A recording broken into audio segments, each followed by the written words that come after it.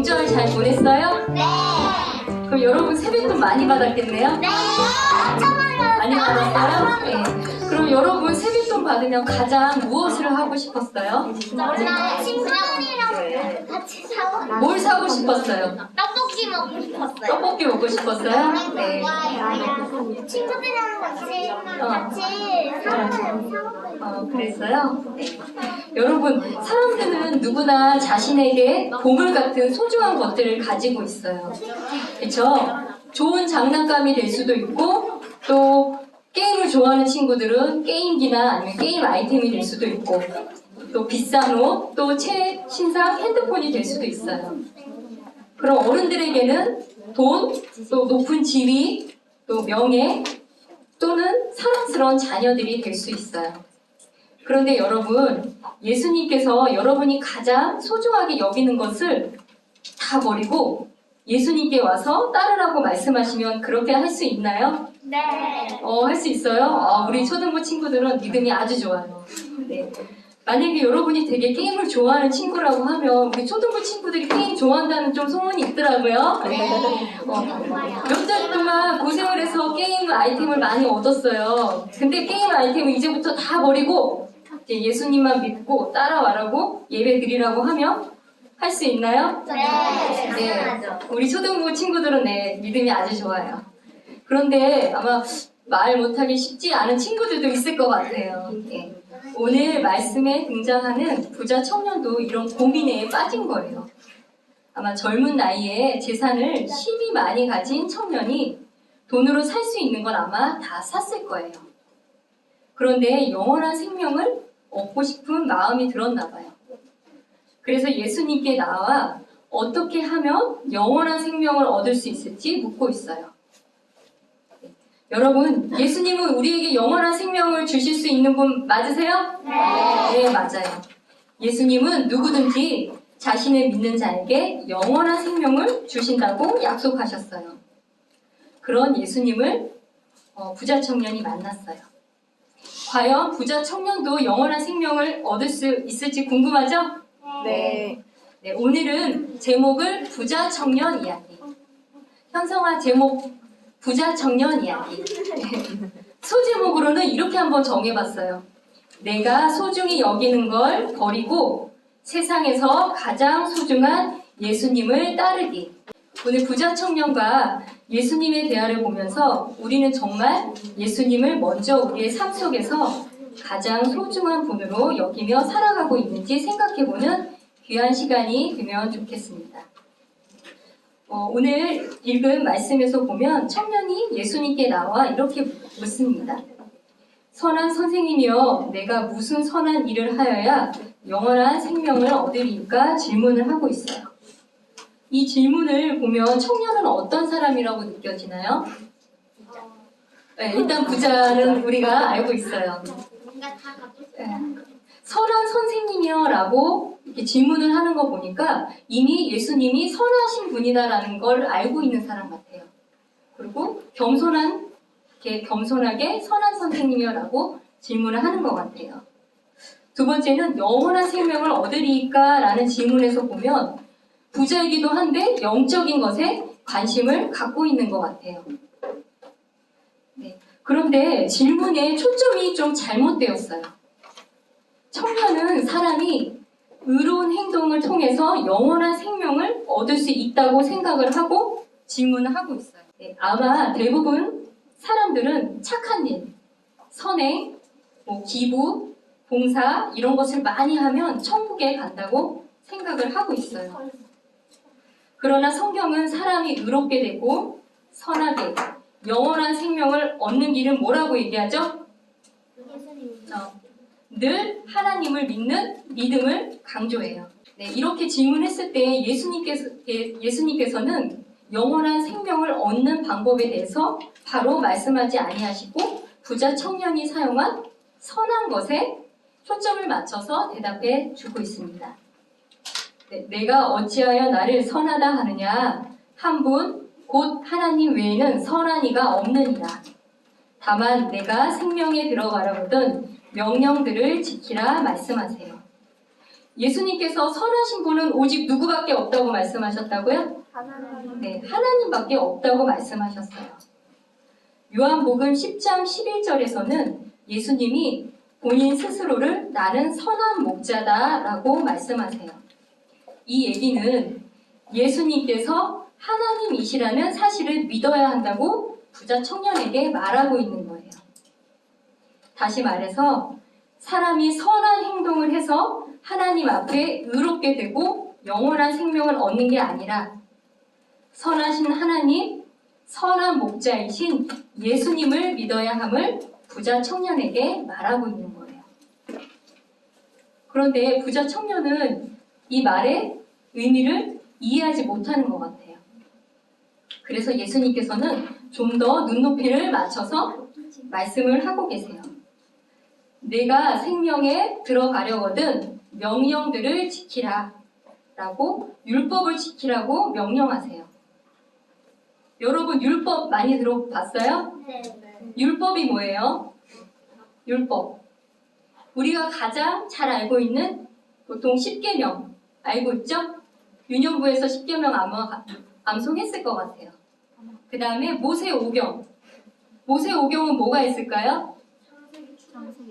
오, 네. 우리 성경 목록과 찬양도 있잖아요. 창세기, 출애굽기, 레위기, 민수기, 신명기. 네, 이렇게 모세오경을 말하지만 때로는 구약 전체를 말하기도 해요. 그럼 여러분 이거 말씀 중간에 우리 한번 10계명 한번 같이 얘기해 볼까요? 혹시 알고 첫 번째 계명? 네. 선생님이 얘기 크게 하면 여러분이 그 다음에 한번 따라해 보세요. 첫 번째 명령, 너는 내 앞에 다른 신들을 두지 말라. 너는 내 앞에 다른 신들을 두지 말라. 너는 너를 위하여 어떤 색인 형상도 만들지 말라. 너는 너를 위하여 어떤 생긴 형상도 만들지 말라. 네, 세 번째, 너는 주 내 하나님의 이름을 헛되이 취하지 말라. 너는 내 하나님의 이름을 헛되이 취하지 말라. 혹시 네 번째는 우리 지난번에 했는데 기억할까요? 네 번째 명령, 안식일. 네, 안식일을 기억하여 거룩히 지키라. 안식일을 기억하여 거룩히 지키라. 다섯 번째, 내 아버지와 어머니를 공경하라. 내 아버지와 어머니를 공경하라.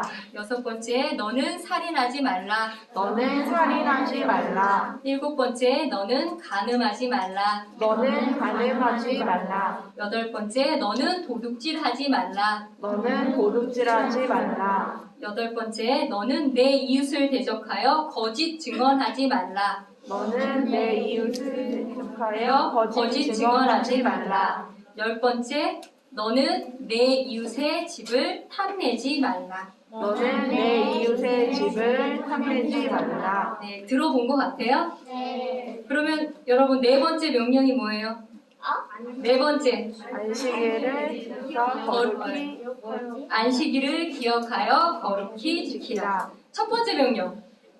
너는 나를 위하여 네, 맞아요. 너는 내 앞에 다른 신들을 두지 말라. 이렇게 10계명을 중심으로 해서 모세오경 전체로는 구약 전체를 말한다고 얘기를 했어요. 그럼 여러분 17절에 예수님께서 청년에게 생명에 들어가려거든 명령들을 지키라고 말씀하셨어요. 왜 예수님은 10계명 이야기를 하셨을까요? 정말 율법을 지키면 사람이 구원받을 수 있다는 점을 알려주시려고 그럴까요? 율법을 다 지키면 구원받을 수 있을까요? 네, 그럴 수 없죠. 그리고 그걸 지킬 수 있는 사람도 없어요. 우리 로마서 3장 20절 한번 같이 찾아봐요. 로마서 3장 20절 한번 우리 그럼 읽어볼게요. 시작. 율법의 행위들로는 어떤 육체도 그분의 눈앞에서 의롭다고 인정받을 수 없나니 율법에 의해서는 죄를 알게 되느니라. 네, 율법으로 의롭게 될 수 있다고 했어요? 그렇죠. 율법으로는 의롭게 될 수 없고 율법으로는 죄를 알게 되느니라 말씀하시네요. 여러분 오늘 교회 올 때 거울 다 보고 왔죠? 아니요. 거울 안 봤어요? 봤어요. 네. 봤어요. 거울 보면 우리 얼굴에 뭐가 묻었는지 아니면 머리는 예쁘게 됐는지 이렇게 알 수 있어요. 근데 혹시 거울에 보니까 내 얼굴에 너무 지저분한 게 묻어서 얼굴이 안 이뻐 보여요. 그래서 거울을 탁 깨뜨렸어요. 그러면 내 얼굴이 갑자기 깨끗해지나요? 아니요. 아니죠. 내 모습은 그대로. 그대로인 거죠. 예. 이렇게 율법은 우리의 죄된 모습을 비춰주는 거울과 같아요. 율법을 통해서 우리의 죄를 깨닫게 해요. 즉 거울을 보면 얼굴에 묻어있는 더러움을 알 수 있는 것처럼 율법이라는 거울을 통해서 내가 어떤 죄를 짓고 있구나 알 수 있어요. 우리 조금 전에 함께 살펴볼 십계명 말씀 보세요. 부모님을 공경하고 살인하지 말고 간음하지 말고 도둑질하지 말고 거짓말하지 말라고 하는 거는 그것이 죄이기 때문에 하지 말라고 하는 거죠. 그렇죠? 네. 율법이 있어서 바로 그런 행동이 죄라는 걸 사람들이 알 수 있어요. 그럼 로마서 3장 20절 우리 읽었을 때 율법을 다 지킬 수 있는 사람이 있다고 해요? 없다고 해요? 그렇죠? 어떤 육체도 그분의 눈앞에서 의롭게 될 수 없나니 이렇게 얘기하고 있어요. 바로 예수님은 부자 청년에게 이 점을 깨닫게 해주시고 싶었던 거예요. 그런데 이 부자 청년은 아직 깨닫지 못하고 다시 예수님께 어리석은 질문을 던져요. 어느 명령? 네. 18절에 보면 예수님 어느 명령을 지켜야 합니까? 라고 물어보고 있어요. 그랬더니 예수님이 어떻게 대답하셨죠? 예수님께서 이르시되 우리가 방금 전에 같이 한 십계명을 말씀해 주세요. 살인하지 말라, 간음하지 말라, 도둑질하지 말라, 거짓 증언하지 말라, 내 아버지와 어머니를 공경하라, 너는 내 이웃을 자신과 같이 하라는 명령이라 말씀하세요. 십계명을 지키라고 말씀하시네요. 그렇죠? 네. 근데 사실은 예수님의 의도는 율법을 지키는 것으로 사람이 의롭게 될 수 없다는 것을 계속 말씀하시는데 이 부자 청년에게 직접적으로 말씀을 안 하시니까 부자 청년이 예수님의 의도를 생각을 잘 못 알아듣는 것 같아요. 그렇죠? 그래서 어리석은 부자 청년이 또 다시 어리석은 질문을 해요. 뭐라고 질문을 했죠? 이 모든 것은 내가 어려서부터 지켰는데 내게 아직도 부족한 것이 무엇입니까? 네, 맞아요. 이 모든 것은 예수님 제가 어려서 지켰거니와 아직도 제게 부족한 것이 무엇이 있습니까? 물어보았어요. 이제는 예수님께서 이제 더 이상 안 되겠다 생각하신 것 같아요. 그리고 직접적으로 부자 청년의 마음속 깊숙이 숨겨둔 탐욕, 탐심이라는 죄를 건드려 주세요. 우리 21절 함께 읽어볼까요? 마태복음 19장 21절 함께 읽어볼게요. 시작. 예수님께서 우리에게 이르시되 내가 완전하게 되려거든 가서 내가 가진 것을 팔아 가난한 자들에게 주라. 그러면 하늘에서 내게 보화가 있으리라. 그리고 와서 나를 따르라 하시네. 청년에게 소중한 재물을 팔아서 가난한 사람들에게 주라고 말씀을 하세요. 여러분에게 소중한 물건들을 다 가지고 있잖아요. 근데 이것들을 다 다른 사람들에게 나눠주라고 하면 마음이 어떨까요? 뿌듯? 뿌듯? 네, 쉽지 않을 거예요. 그래서 청년도 많은 재물을 가졌기 때문에 그 말씀을 듣고 근심하며 떠났어요. 여러분에게 질문을 할게요. 부자 청년은 예수님 앞에서 자신이 어린 적부터 십계명을 다 지켰다라고 장담하며 말했어요. 그런데 정말 십계명을 다 지킨 것 같아요? 아니요. 그러면 어떤 명령을 어긴 것 같아요?